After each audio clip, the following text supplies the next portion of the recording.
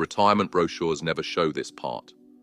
They show silver-haired couples walking hand in hand on beaches. They show grandparents playing with grandchildren in sun-dappled backyards. They show smiling faces and golf courses and sunset cruises.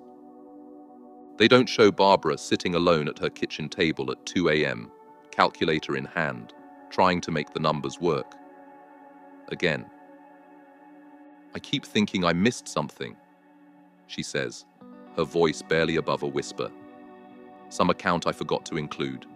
Some strategy I haven't considered." She pushes a strand of grey hair behind her ear, eyes fixed on the columns of figures. But the math doesn't lie. At 62, Barbara Mitchell should be entering what financial advisors optimistically call the golden years. Instead, she's part of a growing demographic, women who find themselves financially vulnerable after a late-in-life divorce. "I thought we had it all figured out," she says. 3 decades of planning, saving, building a life together. Then one day, it was just gone. 2 years ago, Barbara's husband of 33 years asked for a divorce.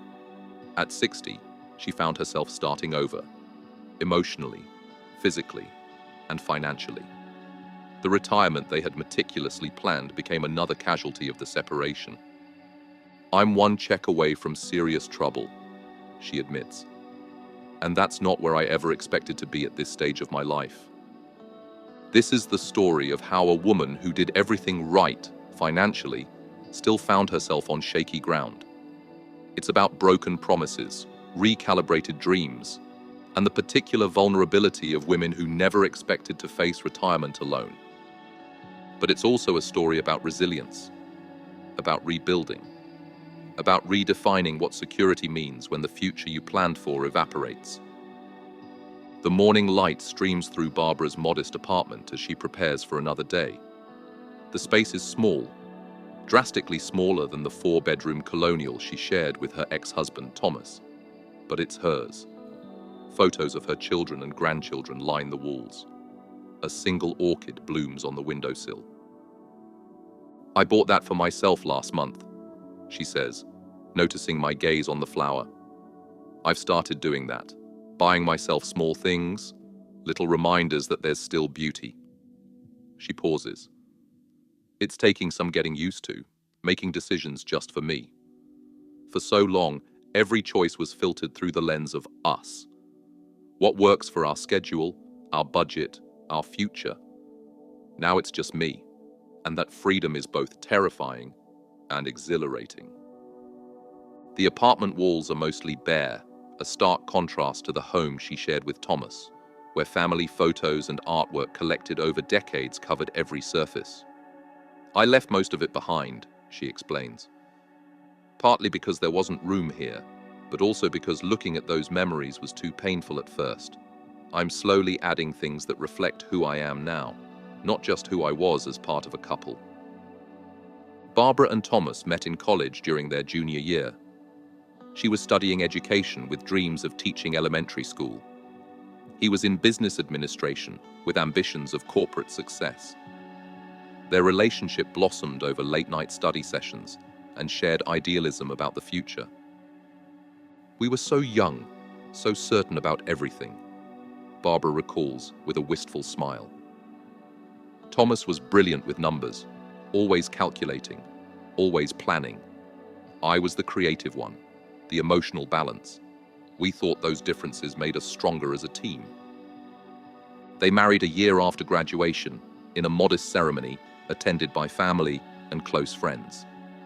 Thomas had already secured an entry-level position at a financial services firm, while Barbara began teaching 2nd grade at a public school in their neighborhood. "I loved teaching," she says, a genuine smile breaking through for the first time. "The kids, the colleagues, the sense of purpose. I still remember my first classroom. I painted the bookshelves myself, stayed up all night making name tags for each student. I poured my heart into creating a space where children felt safe to learn." Her expression clouds slightly. "But my career always took a back seat to Thomas's. His income was significantly higher, so when choices had to be made, relocations, schedule conflicts, my career was the flexible one. When Justin was born with some health complications that required extra care, it made sense for me to step back professionally. Then Melissa came along 2 years later, and by then, the pattern was established. Barbara recalls a particularly pivotal moment when Thomas was offered a significant promotion that required relocation to Boston. I had just been nominated for a Teaching Excellence Award and was developing a reading intervention program that was showing remarkable results. But we moved because Thomas's opportunity meant financial security for the family. I told myself it was temporary, that I'd find my professional footing again once the kids were older. This pattern repeated several times throughout their marriage as Thomas climbed the corporate ladder. Barbara would establish herself professionally, only to step back when family needs or Thomas's career required flexibility. I don't regret the choices we made as a family, Barbara insists. I treasured the time with my children, and Thomas's success allowed us stability, a beautiful home, college funds for the kids. But I didn't realize how those decisions were quietly shaping my financial future, my professional trajectory, my independence. This common arrangement, prioritizing the higher-earning spouse's career while the other handles more family responsibilities, works for many couples. The economic logic makes sense within the marriage ecosystem. One partner builds substantial earning potential and retirement benefits, while the other provides the essential family care that makes that career possible. It's a division of labor that has shaped millions of American households, until it doesn't work anymore. We had about $1.2 million in retirement savings, Barbara explains, pulling out a folder of financial statements she still keeps, perhaps as evidence that the security she felt wasn't imaginary. Thomas had a 401k with around $850,000. He was meticulous about maximizing his contributions, especially after he turned 50 and could make catch-up contributions. His company matched the first 6%, which really accelerated the growth. She points to her own statements. I had a teacher's pension worth about $180,000 and a small 403b with $170,000. My contributions were more modest, especially during those years when I worked part-time. But together with Thomas's accounts, we were in a strong position. The portfolio wasn't their only asset. We had the house, worth about $650,000, with $200,000 left on the mortgage. We'd done a 15-year refinance when interest rates dropped in 2010, so we were on track to be mortgage-free by the time Thomas retired. We had 2 cars, both paid off. Some additional investments in a brokerage account, about $95,000. It felt solid. More than solid. It felt like the reward for decades of careful planning. Their retirement vision had been carefully crafted over years of conversations, compromise, and shared dreaming. The plan was to stay in their home until they were at least 75, then potentially downsize if maintaining the property became too challenging. They would purchase a modest RV to travel to national parks, timing their visits for the off-season, when crowds were thinner and campgrounds less expensive. Winter months would be spent in a small condo in Florida that they planned to rent initially and perhaps purchase eventually. We even had a spreadsheet of all the national parks in order of priority, Barbara says with a sad laugh. Thomas had calculated the optimal routes to minimize fuel costs.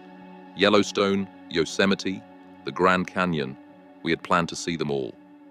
Being active grandparents figured prominently in their vision. We had promised the kids we'd be available for extended grandparent duty, taking the grandkids for full weeks during summer breaks, allowing Justin and Melissa and their spouses to have couple time. We'd budgeted for trips with the grandchildren, nothing extravagant, but memory-making experiences. The financial underpinning of these plans seemed secure. Thomas planned to retire at 65, me at 63.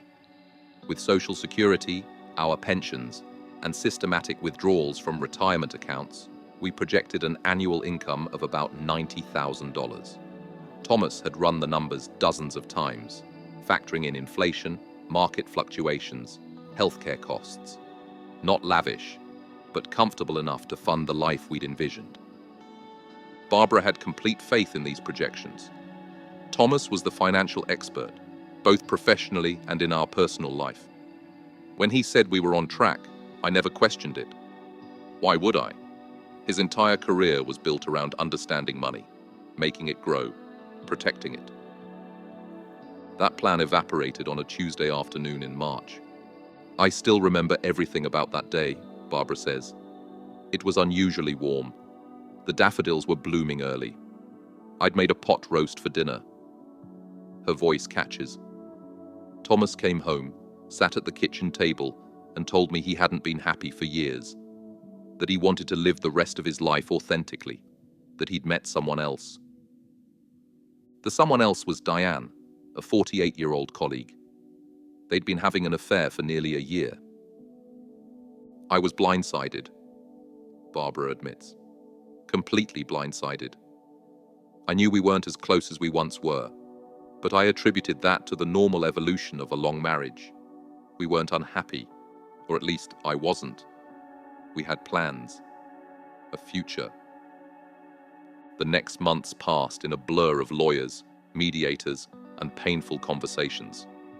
Their children, now adults with families of their own, were stunned by the news. Justin was angry, especially at his father. Melissa tried to stay neutral, which in some ways hurt more. She kept saying, "People grow apart, Mom," as if 3 decades together was just some high school romance that had run its course. While the emotional pain was acute, the financial implications soon came into sharp focus. The divorce settlement looked fair on paper, Barbara explains. We split the retirement savings. I got half the equity in the house, but couldn't afford to keep it, so we sold it. After paying off the remaining mortgage and the realtor fees, I walked away with about $215,000. My half of the retirement accounts came to roughly $600,000. On the surface, $815,000 in assets might seem substantial, but for a woman in her early 60s with decades of life ahead, it represented a dramatic step back from the security she'd expected. Financial advisor Regina Wells, who specializes in late-life divorce, explains the mathematics. When retirement savings meant for one household suddenly need to support 2, everyone loses ground. There are now 2 homes to maintain, 2 sets of utilities, 2 of everything. The economies of scale disappear. Barbara found an apartment for $1,800 a month, significantly more than her half of the previous mortgage payment had been. Health insurance, previously covered through Thomas's employer, now cost her $750 monthly until Medicare eligibility. Car insurance, cell phone plans, internet service, all the costs previously spread across a dual income now fell solely on her. I worked with a financial planner after the divorce, Barbara says. He calculated that my $600,000 in retirement savings, combined with my teacher's pension and future Social Security, would generate about $36,000 annually if I retired at 65. That's less than half of what Thomas and I had planned for together. The mathematics grew even more challenging when Barbara factored in inflation and healthcare costs. Long-term care insurance, out of reach now. The cushion for medical emergencies, gone. The inheritance we hope to leave the kids, a fantasy. Even more alarming was the realization that her Social Security benefits would be significantly lower than anticipated. During all those years when I worked part-time or stayed home with the children, my Social Security contributions were minimal. I always thought it wouldn't matter because I could claim based on Thomas's record as his spouse. A divorced person can indeed claim Social Security benefits based on an ex-spouse's record, but only if the marriage lasted at least 10 years and the person claiming hasn't remarried. While Barbara qualified, the benefit would be significantly less than what she and Thomas had factored into their joint retirement planning. My projected Social Security at full retirement age is about $1,600 monthly, Barbara says. If I'd stayed married, our household would have received his benefit of $2,800 plus my $1,600. Now our combined benefits are split between two households. The financial reassessment led to an inevitable conclusion. Barbara needed to keep working, potentially for much longer than planned. I was 60, hadn't worked full-time in nearly 2 decades, and suddenly needed to re-enter the workforce in a meaningful way, she says. It was terrifying. Barbara updated her resume, created a LinkedIn profile, and began applying for positions in education. The first interviews were humiliating, she admits. I could feel the judgment. This older woman who hadn't held a full-time position in years. No one said anything explicitly ageist, but I could read between the lines.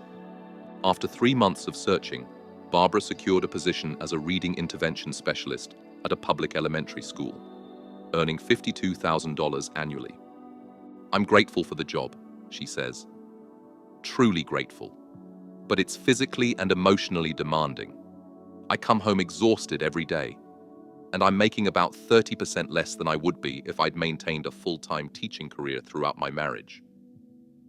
The school's principal, Maria Gonzalez, sees Barbara's situation from a different angle.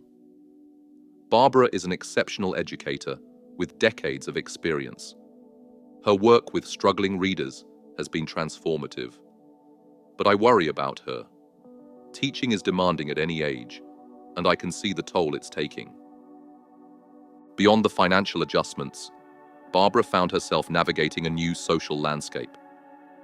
The couples who had been their friends for decades now invited her to events less frequently.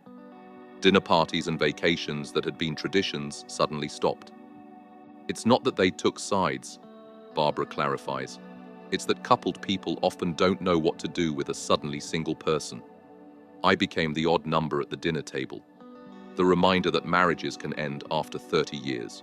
No one wants that reminder. Her children, while supportive, have their own busy lives. Justin lives 2 hours away with his wife and 2 children. Melissa is across the country in California with her husband and daughter. They call, they visit when they can, but they're in the thick of their own lives. Careers, young children, mortgages, exactly where they should be. Barbara says, I never want to be a burden to them. The isolation proved nearly as challenging as the financial strain. There were weekends when I wouldn't speak to another human being, Barbara admits. I'd go to the grocery store just to have a conversation with the cashier. I'd call customer service with fake questions just to talk to someone. Depression settled in, heavy and persistent.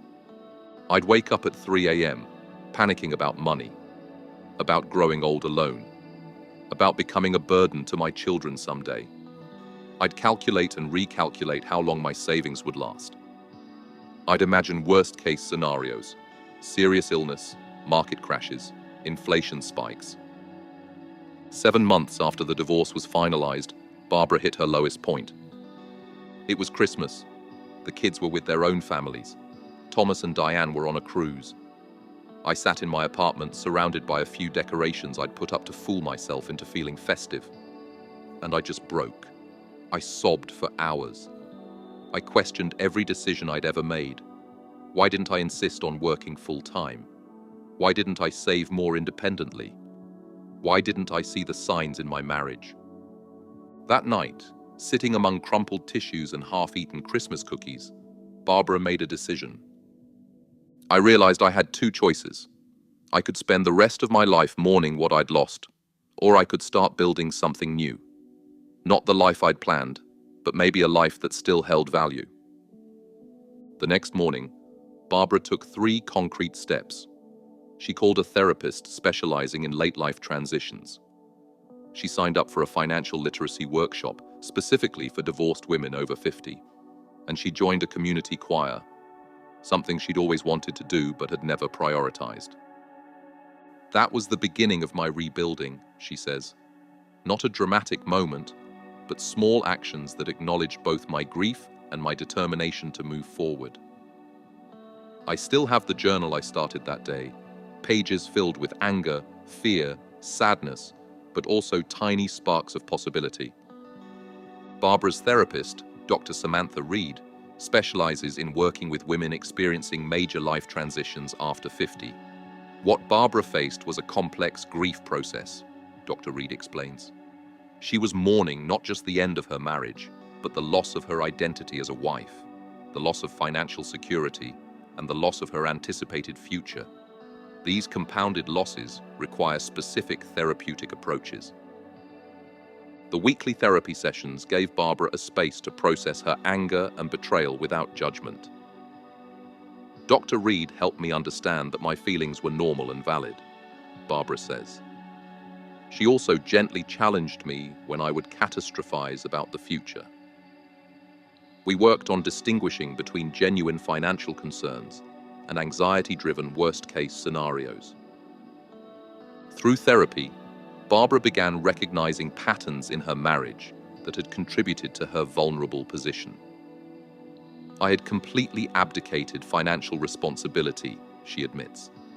I told myself it made sense because Thomas was the expert, but in reality, I was avoiding a domain that intimidated me. That's a difficult truth to acknowledge. The choir she joined became another crucial element in her healing. There's something powerful about lifting your voice with others, Barbara explains.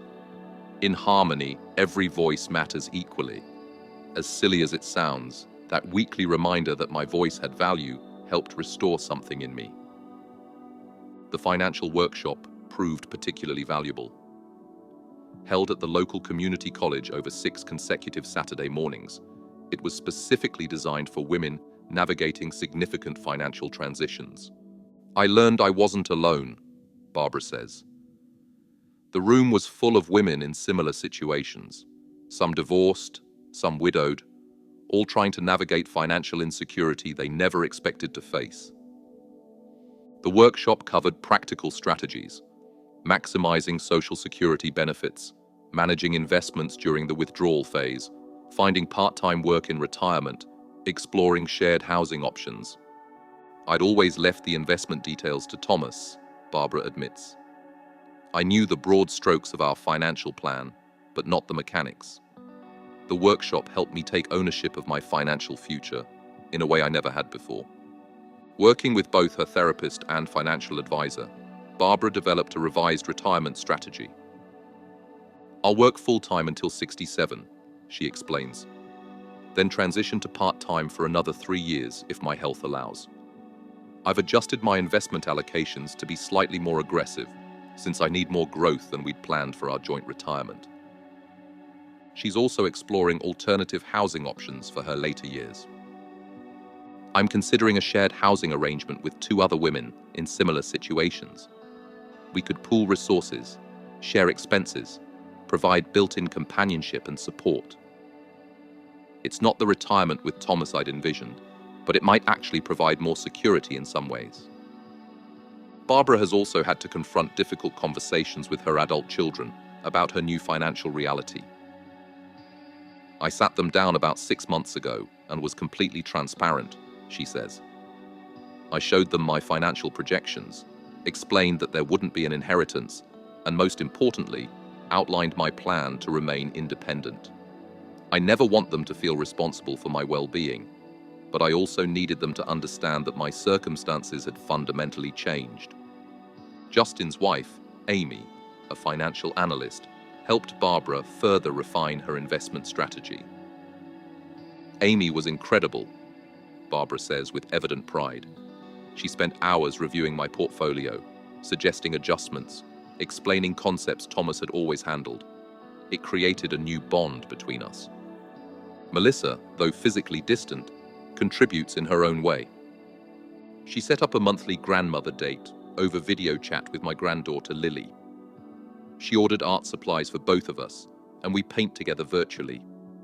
It costs nothing but means everything. 2 years after Thomas's announcement, Barbara's life looks drastically different, than she had imagined it would at this stage. Her apartment, while small, has become a true home. She's formed new friendships through her choir and a hiking group she joined last fall. She's even begun dating cautiously. "I met Robert at a community education class on digital photography," she says, a slight flush coloring her cheeks. "He's a widower, 65, retired from teaching high school science. We're taking things very slowly. I'm not looking for another husband. I'm not sure I'll ever marry again, but it's nice to have companionship." Financially, Barbara remains vigilant. "I check my accounts weekly. I follow a strict budget. I've cut expenses I never would have imagined cutting. Cable TV, my beloved salon hair color, most restaurant meals. I color my own hair now," she says with a small laugh, running her hand through her silver-streaked bob. She's also found unexpected income sources that leverage her skills and experience. "I tutor struggling readers on weekends, which brings in about $500 monthly," Barbara explains. "It started with just one student, the younger brother of a child in my class, whose mother asked if I could help him. Now I have 5 regular students.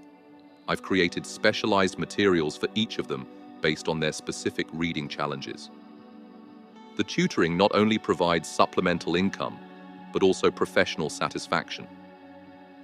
When a child who's been struggling suddenly makes a breakthrough, when reading clicks for them, there's nothing more rewarding. Those moments sustain me through the long work weeks." Her side hustles don't end there.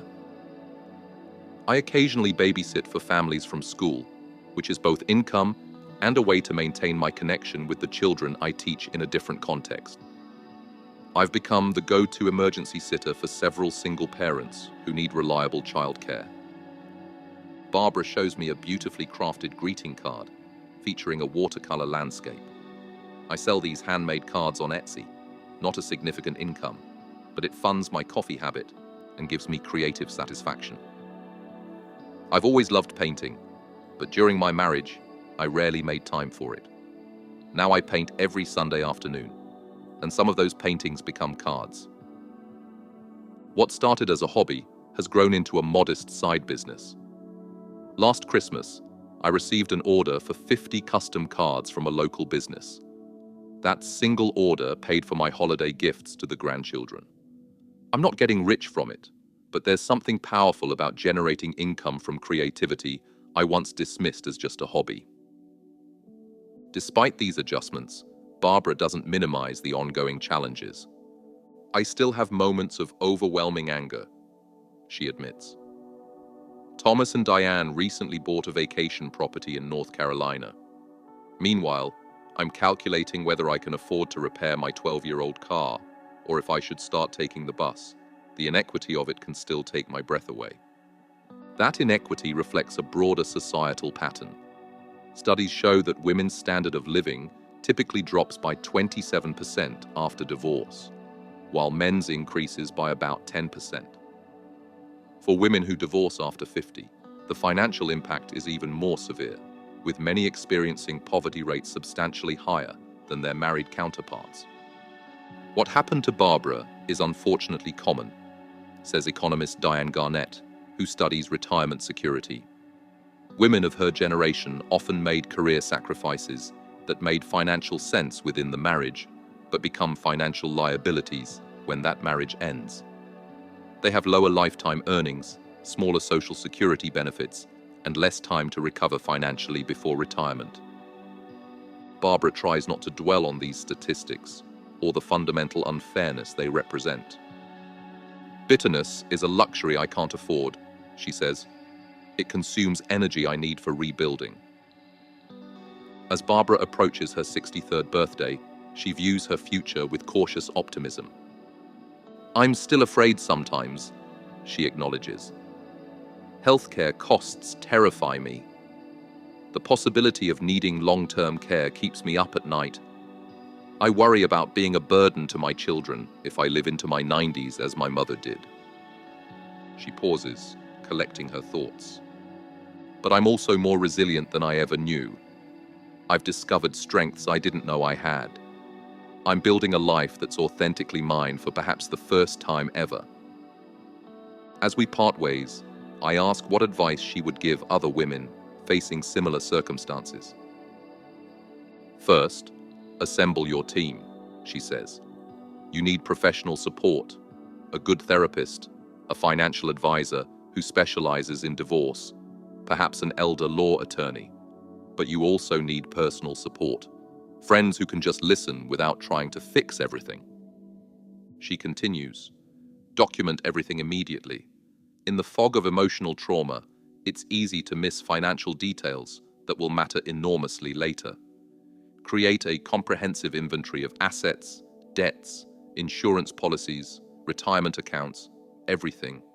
Knowledge is power, especially when you feel powerless. Her expression softens. Grieve what you've lost, she says finally. Grieve it fully. But then get very practical. Understand your financial reality in detail. Develop skills you've outsourced. Build your own community. And remember that a secure retirement isn't just about money. It's about purpose, connection, meaning. She locks her apartment door and heads toward her car, calling over her shoulder, "And buy yourself flowers sometimes, even when the budget is tight, especially when the budget is tight." I watch as she drives away toward the trailhead where her new friends wait, a woman not living the retirement she planned, but increasingly at peace with the one she's creating instead. If Barbara's story struck a chord, you're not alone. Late-in-life divorce is reshaping the retirement landscape for millions, especially women who made sacrifices no financial planner ever accounted for.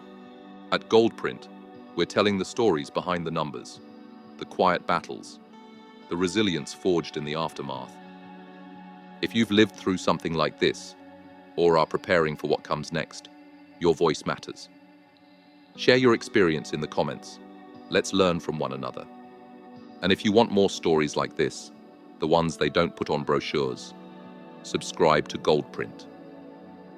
Because retirement isn't always golden, but the truth still deserves to shine.